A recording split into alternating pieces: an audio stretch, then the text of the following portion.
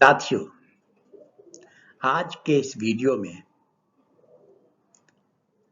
मैं बताने जा रहा हूं कि जब पाचन तंत्र से पचकर हमारा भोजन आहार रस के रूप में अवशोषित होता है।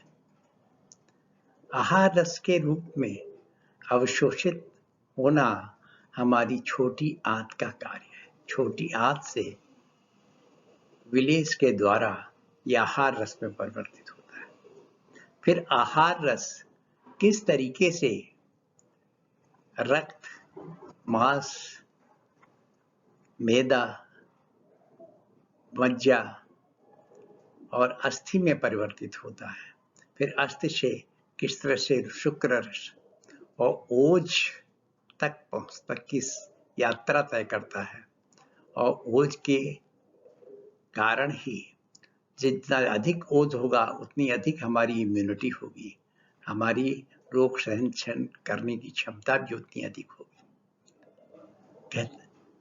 पहले आशीर्वाद देते थे ओजस्वी भव, आपको आप में ओज बढ़े, जितना ओज बढ़ेगा उतने ही हम स्वस्थ रहेंगे। आइए ये आप देखें ये यात्रा कैसे पूरी होती है और इस पर हमारी प्रकृति, कफ, पित्त और वात, इनका क्या प्रभाव पड़ता है, किस तरीके से ये शरीर के मुख्य मुख्य भाग बनने में ये वात, पित्त, कफ क्या रोल अदा करते हैं, किस तरीके से प्रभावित करते हैं, आइए जानें। जब आहार रस हमारे शरीर में विचरण करता है तो क्या प्रभाव पड़ता है हम समझते हैं। आहार रस या कोई भी रस के 3 भाग होते हैं। रस आदि मीन्स रस, रक्त, मांस आदि, और धातु, और उसके साथ अग्नि, उसी तरह की अग्नि। जैसे रस से रक्त में परिवर्तन होना है तो रसाग्नि और रक्ताग्नि का कार्य है। हर एक धातु में एक स्थायी अंश होता है जो कि उसी रूप में स्थित रहता है। दूसरा, उसमें एक सूक्ष्म अंश होता है जो अगले, जैसे रस के केस में रक्त, रक्त के केस में मांस, उनका प्रभाव रखता है। और तीसरा भाग होता है जिसे एक्सक्रेटा या मल कहते हैं। तो हर धातु का अपना स्थायी अंश, सूक्ष्म अंश और मल रहता है। आइए समझते हैं कैसे। जो रस धातु बनती है आहार रस से, उसके अंदर लिम्फ,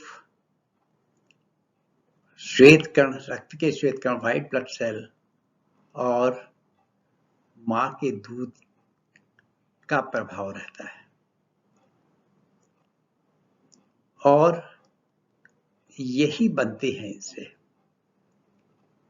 जब ये लीवर में जाता है तो लीवर में इसके साथ रक्त धातु, रेड ब्लड सेल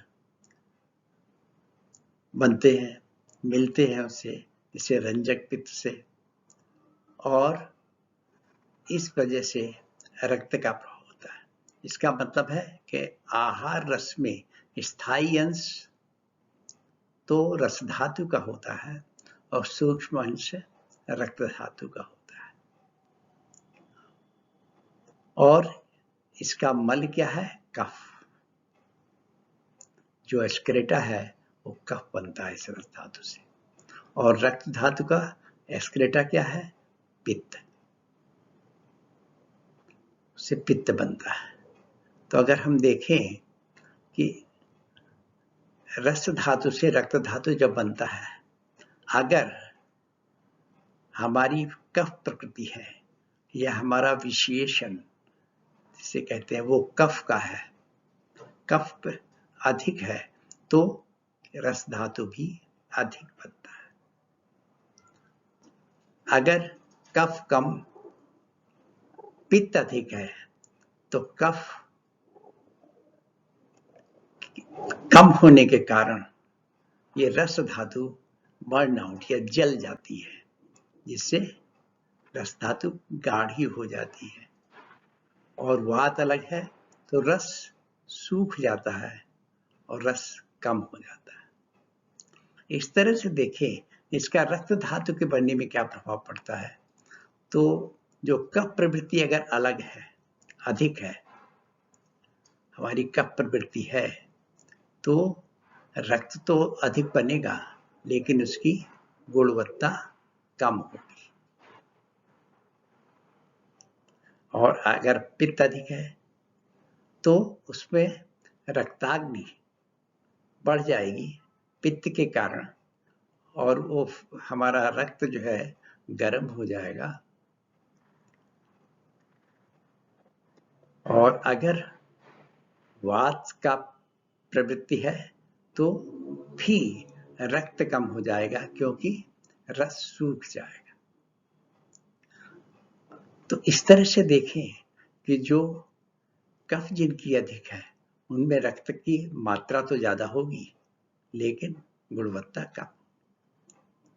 जब रक्त से मांस बनता है, जो उसका सूक्ष्म अंश वो मांस बनाता है, तो उसमें आंख, नाक का मैल जो है या ईयर वैक्स, ये सब इनके एक्सक्रीटा है, ये मल है। ये मांस अगर कफ प्रवृत्ति है तो मांस अधिक होगा, और अगर पित्त प्रवृत्ति है तो मध्यम मात्रा में, मतलब न ज्यादा न बहुत कम, मध्यम मात्रा में मांस होगा। और अगर वात प्रवृत्ति है तो मांस कम मात्रा में होगा। इसी तरीके से जब मांस से ही मैदा बनेगा, उसके सूक्ष्म अंश से मैदा बनेगा, और मैदा यानी कि फैट, और इसका एक्सक्रीटा क्या है, इसका मल क्या है, पसीना, जो हमें पसीना आता है, स्वेट इसे कहते हैं। और अगर कफ प्रवृत्ति है तो फैट अधिक होगा, अधिक वसा होगा। अगर पित्त प्रवृत्ति है तो सही मात्रा में होगा, और यही जब वात प्रवृत्ति है तो उसमें फैट कम होगा, कम मात्रा में होगा। मैदा के ही सूक्ष्म अंश से अस्थि का निर्माण होता है। अस्थि का मल है हमारे हेयर, सारे शरीर के बाल और नाखून, जो आगे में नाखून दिखाई देते हैं। अगर हमारे में कफ प्रवृत्ति है तो अस्थि ठोस होगी, सॉलिड बोन्स, और अस्थियां मोटी होंगी। या पित्त प्रवृत्ति है तो हमारी अस्थियां बहुत एक्टिव होंगी लेकिन हल्की होंगी। हमारी प्रवृत्ति होगी कि हम हर काम को करने के लिए आगे बढ़े। लेकिन यदि हमारी वात प्रवृत्ति होगी तो हड्डियां खोखली होंगी, पोरस होंगी। इन्हीं हड्डियों से फिर मज्जा या बोन मैरो बनता है, जो कि नर्वस सिस्टम को प्रभावित करता है हमारी। अगर हमारी कफ प्रवृत्ति है तो मज्जा या बोन मैरो सघन होगा, बहुत डेंस होगा, मोटा होगा। और अगर पित्त प्रवृत्ति है तो मध्यम तरह का होगा।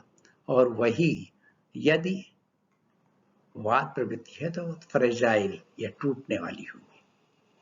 और इसी से शुक्र या ओजस का निर्माण होता है, इस मज्जा से, बोन मैरो से, जिसके के बाद में जो शुक्र है, जिसे हम ये भी कह सकते हैं कि हमारे संतति वृद्धि में काम आता है।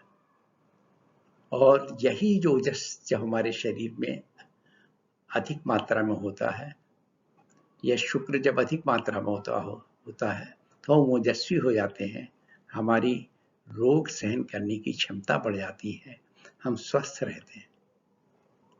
इस तरह से देखा जाए कि वात, पित्त और कफ तीनों ही हमारे शरीर के आहार से लेकर और ओज तक बनाने में अपनी भूमिका अदा करते हैं।